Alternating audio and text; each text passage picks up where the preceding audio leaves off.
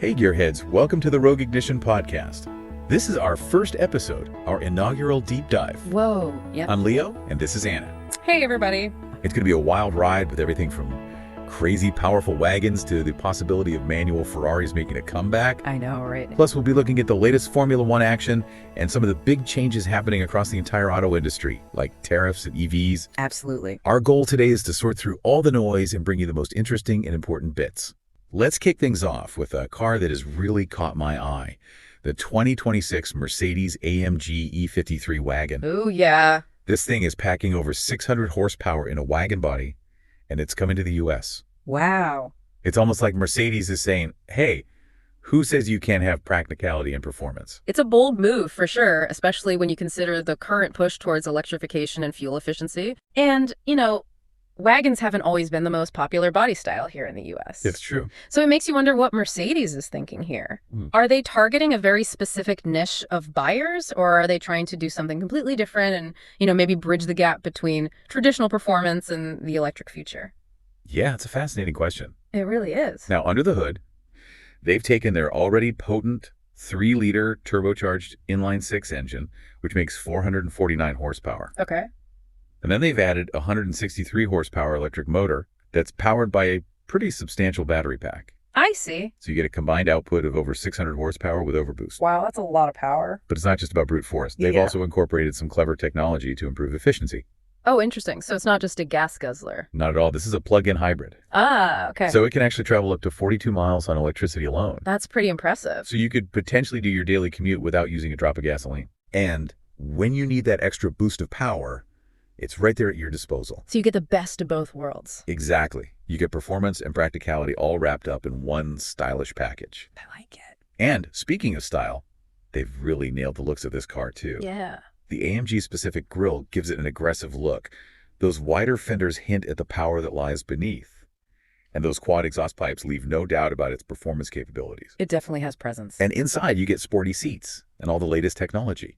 Nice. Now it's expected to cost north of $90,000. Okay, that's not exactly cheap. But when you compare it to similarly performing sports cars, the added versatility of that wagon body starts to look pretty appealing. You're right about that. It's a lot of car for the money. And, this really highlights the enduring appeal of performance wagons for certain drivers. Absolutely. The ones who need space and practicality, but don't want to sacrifice performance. Exactly. And with its hybrid powertrain, the E53 kind of bridges the gap between the old and the new. Yeah, it's a really interesting proposition. Especially in a market like the US, where wagons haven't always been a huge hit. Right. So Mercedes is clearly betting that this combination of power, technology, and practicality will change people's minds. It'll be interesting to see how it plays out. It will. And, Mercedes isn't the only one playing in this space. Oh, that's right. BMW has their M3 CS Touring, which is available in some markets, but unfortunately not in the US. Oh, that's a shame. And then there's Audi with their RS6 Avant, which has become a bit of a cult classic here in the So summer. the RS6 Avant is a beast. And let's not forget about Porsche's electric Taycan Sport Turismo. Right. It seems like car makers are realizing that while SUVs might dominate sales figures, Yeah. these performance wagons really generate buzz and excitement. They do. They get people talking. They become aspirational vehicles. Absolutely. They're the cars that enthusiasts dream about. And that kind of halo effect can benefit the entire brand. Exactly. People might aspire to own an E53 wagon, but end up buying a regular E-Class because of that association with performance and technology. Yeah, that makes sense. And from a business standpoint, it makes sense too. How so? Well, these higher margin vehicles can help offset the costs associated with developing new technologies like electrification. Yeah. So the hybrid technology in the E53 is likely to trickle down to other Mercedes models in the future. So it's a win-win. Yeah.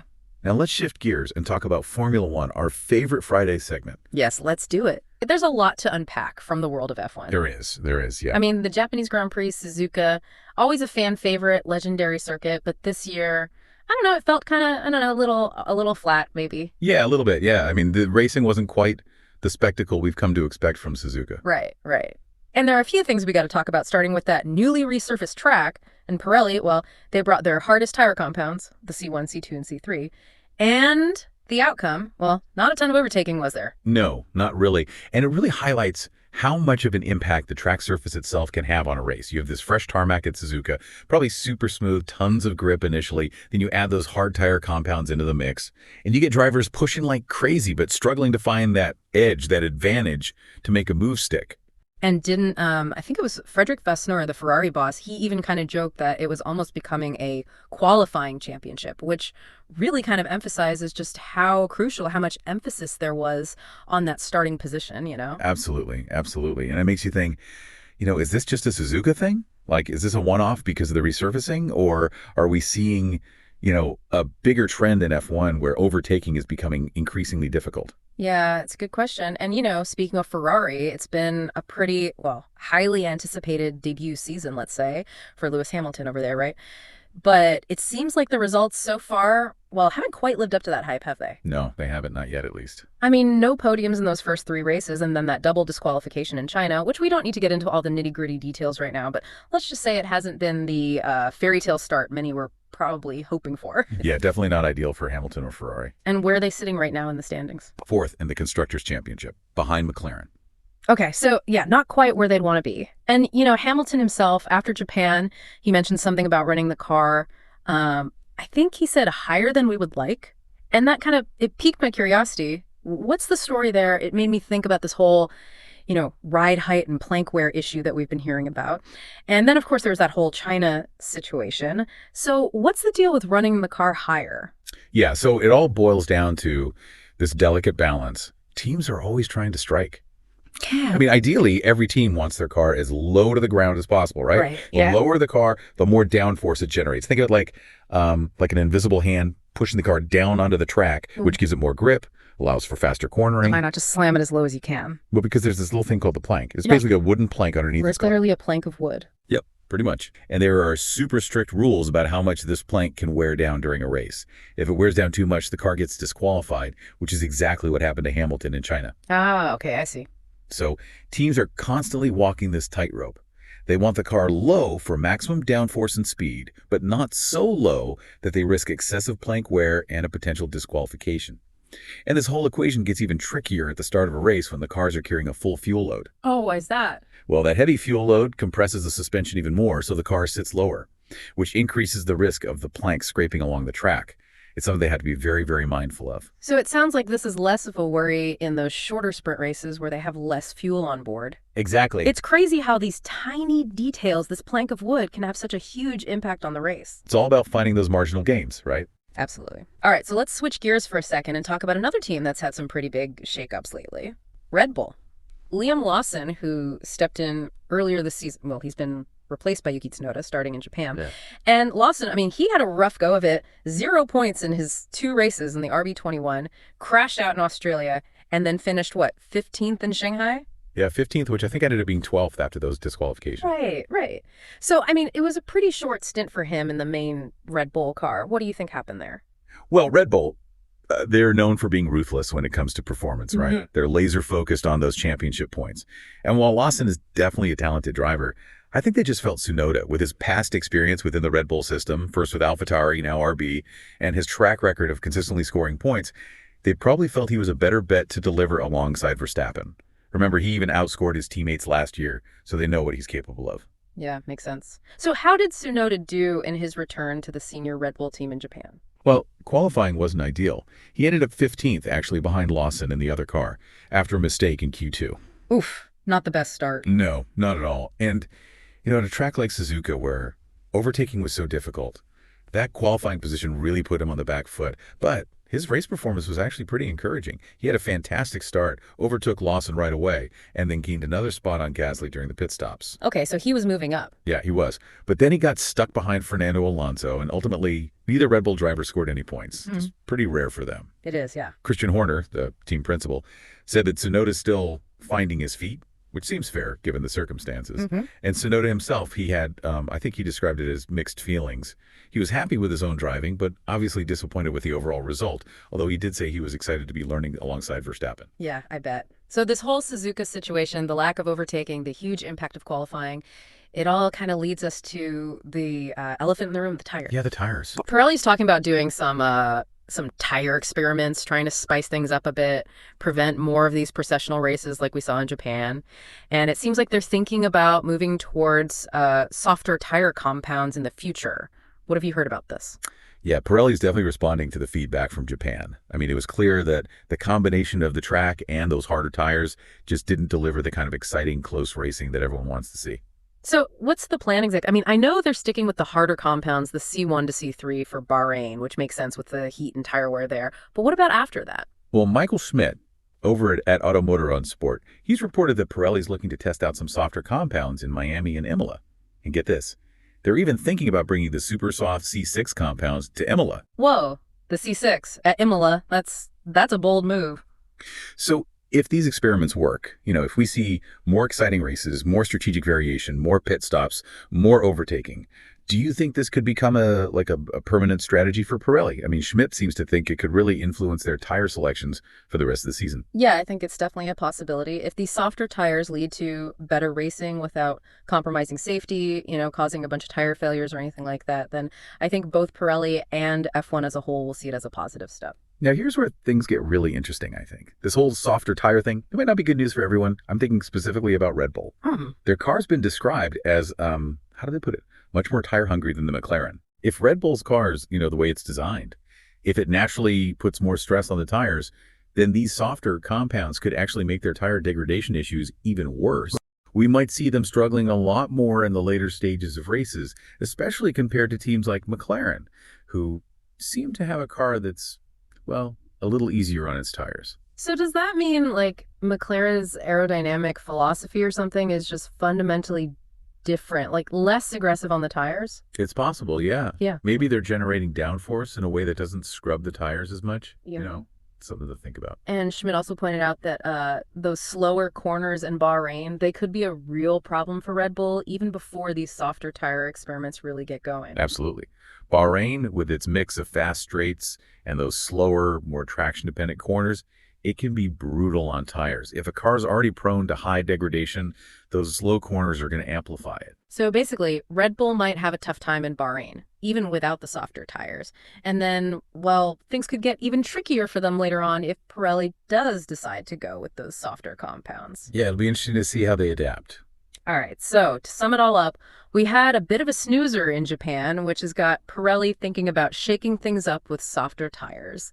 Lewis Hamilton is still finding his way with Ferrari, dealing with that whole ride height and plank wear dilemma. Liam Lawson's Red Bull adventure was short-lived, and now it's Yuki Tsunoda's turn to see what he can do.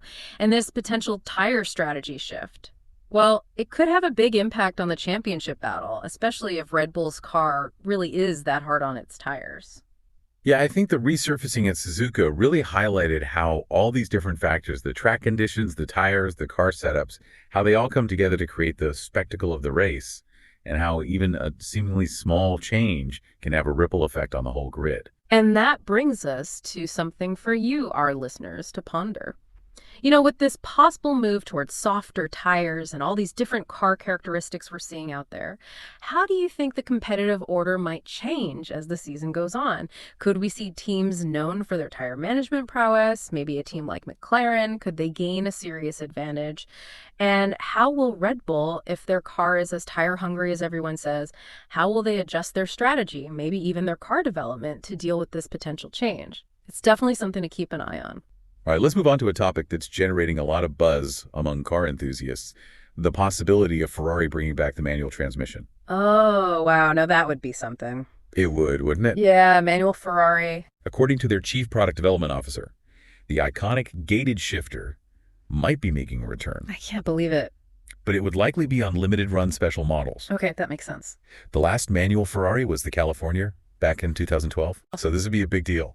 And it really speaks to the enduring appeal of the manual transmission. Right, even in this age of lightning-fast automatic gearboxes. It's no longer a performance necessity. No. It's become more of a lifestyle choice, a way for drivers to feel a more direct connection with their car. I get that it's about the experience. Exactly. And, Ferrari isn't the only one recognizing this trend. Oh, right.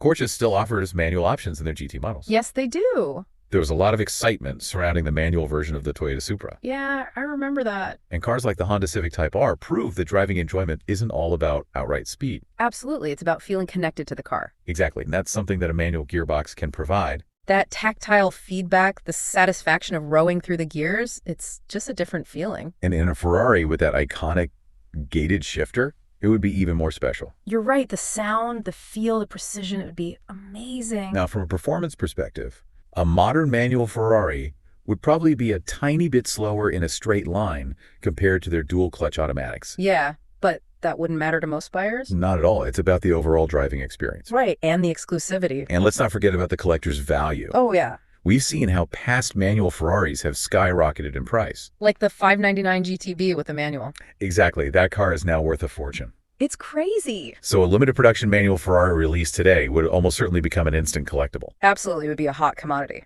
Now, there is a bit of a twist for the purists out there. It seems that any new manual Ferrari would likely be paired with their hybrid powertrain technology. No, really? So not a pure, naturally aspirated V12 with a stick shift? Not quite. It would be a hybrid setup with a manual transmission. Okay, I see. It's a compromise, perhaps. Yeah. But it makes sense from the perspective of meeting those increasingly strict emissions regulations. You're right, and it would still deliver the performance that Ferrari is known for. Exactly. It would be the best of both worlds in a way. I guess so. Now, let's move on to a topic that has big implications for the entire auto industry: tariffs. Oh, yeah, tariffs. The possibility of a 25% tariff on all imported cars, trucks, SUVs, and even automotive parts is sending shockwaves through the industry. It's a huge deal. Car makers are reportedly even pausing shipments to the U.S. to figure out what to do. I've heard that. It's a really serious situation. It is. And it could have a major impact on both manufacturers and consumers. Absolutely. For European luxury brands in particular, this could be a major headache. Yeah, a 25% price increase on a high-end car is a lot of money. It is. And it could really hurt their sales. They're facing some tough decisions. Like what? They could absorb some of those added costs. They could pass them on to consumers in the form of higher prices. Right. Or they could try to speed up their plans to build more cars in the U.S. I see. to avoid those tariffs altogether. That makes sense. Now, Japanese car makers who already have a lot of manufacturing here in the U.S. might be in a slightly better position, Right. but they'll still face challenges with certain models and imported parts. Yeah, and it's not just about the car makers themselves. This could also impact the entire automotive supply chain. Companies that make parts and components will also be affected. And ultimately, you, the consumer, will feel the effects too. How so? Well, for starters, you might see fewer imported cars at dealerships, Oh, okay. as those shipments are delayed or reduced, Right. and the prices of new cars across the board could go up. Oh, that's not good. And you might have to wait longer to get the car you want, I see. as supply chain disruptions cause delays. And that could lead to an increased demand for used cars as well. It could, as people look for alternatives to those pricier new cars. Right. Now, on the flip side, this situation could actually benefit domestic car makers. They could potentially offer more competitive pricing on their vehicles, Ah, I see. since they wouldn't be subject to those tariffs. That makes sense. And we're already seeing some signs of this. Brands like Chrysler, Dodge, Jeep, and Ram, Okay. they've reportedly launched some pretty aggressive employee pricing offers to the public. Wow. So they're trying to undercut the competition? Exactly. They're trying to capitalize on this situation. Smart move. And Ford is really playing up their American manufacturing heritage in their advertising. Yeah, I've seen those ads. It's definitely a shakeup of the established order. It is. It'll be interesting to see how things play out in the long run. It will. Now let's talk about the electric evolution, shall we? Let's do it. The EV landscape is constantly changing. It is. It's a fast-moving space. And there's some interesting developments happening. Like what? Well, Toyota, which has often been seen as lagging behind in the EV race, is starting to make some moves. Really? They're coming out with the 2026 CHR Plus, Okay. which is aimed at being a more affordable electric crossover. I see.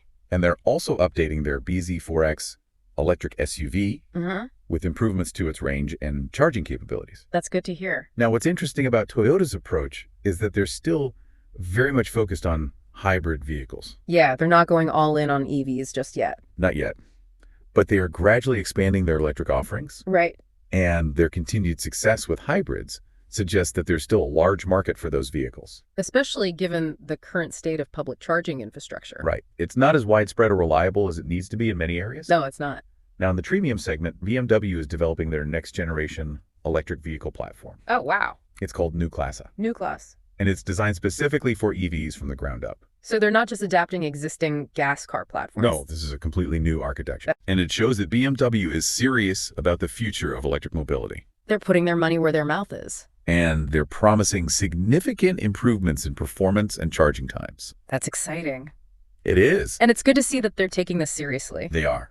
Now, speaking of charging infrastructure, there's been a big development with Tesla's NACS connector. Yeah, that's right. More and more car makers are adopting it. Like who? Well, Honda, Acura, and now even Mercedes-Benz have announced that they'll be using the NACS connector on their future EVs. Wow, so they're ditching the CCS connector. It seems that way. That's a big deal. It means that their EV owners will have access to Tesla's extensive supercharger network. Which is great news for EV drivers. It is. Because Tesla's superchargers are generally considered to be very reliable. They are, and this move towards standardization should make the whole charging experience much smoother. Exactly. It'll be less confusing and more convenient for everyone. And it should help to reduce range anxiety. Oh, definitely no one wants to worry about running out of juice. No, they don't. Now, there are also some interesting developments in the niche EV market. Oh, like what? Well, Rivian is now offering their electric delivery van to individual consumers. Oh, really? That's cool.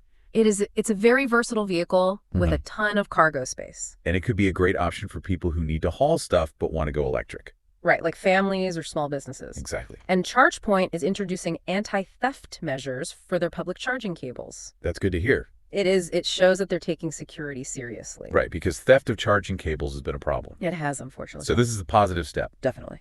Now, looking at the bigger picture, there are some key trends emerging in the auto industry. Oh, interesting. First, as we've already touched on, there's a growing interest in hybrid vehicles. Yeah, they're becoming more popular. As a sort of stepping stone to fully electric cars. Second, despite all the regulations, there's still a strong effort to preserve performance cars and enthusiast-focused options. That's good to hear. It is car makers are finding ways to make those cars more efficient, but still fun to drive. And that's important because driving should be enjoyable. It should. Third, software-defined vehicles are becoming the norm. Yeah, over-the-air updates and constant feature enhancements are becoming more common. It's like having a smartphone on wheels. Exactly. Fourth, autonomous driving technology is continuing to develop. Albeit at a slower pace than some people initially predicted. Right. It's a complex problem to solve. It is. But progress is being made. It is. And finally, we might start to see more specific vehicle warning systems. Ah, instead of that vague check engine light. Right. Imagine getting a warning that tells you exactly what's wrong with your car. That would be so much more helpful. It would. No more guessing games. Exactly. Now, what about design trends? Any interesting developments there? Well, it seems like the wedge shape is making a comeback. Oh, really? Like those 70s and 80s supercars? That's exactly. We're seeing it in concept cars like the Genesis X Grand Coupe. I like the wedge shape. It's very futuristic. It is. And BMW's design language is continuing to evolve. It is. Their cars are becoming more angular and sculpted. And Lamborghini's coming out with an electric Ultra GT. Yeah, which suggests that electric cars can still be visually stunning. Absolutely. They don't have to be boring boxes on wheels. And even in more mainstream car segments, we're seeing a trend towards higher roof lines, Okay. which prioritizes interior space and practicality. Yeah, people want more room in their cars. They do, especially families. So it's all about finding the right balance between style and functionality. Exactly. Now, as we wrap up this deep dive, we want to leave you with a final thought. Yeah, something to ponder. Considering the comeback of performance wagons and the possibility of manual transmissions in high-end cars, what kind of unexpected niche vehicle do you think car makers might surprise us with next? A good question. Maybe a blend of unexpected features or cutting-edge technologies. Who knows what the future holds? The automotive world is full of surprises. It is, and that's what makes it so exciting. Absolutely. So keep exploring and enjoy the ride. Thanks for joining us. Make sure to follow us on Instagram @TheRogueIgnitionPod. And we will see you next time on the road.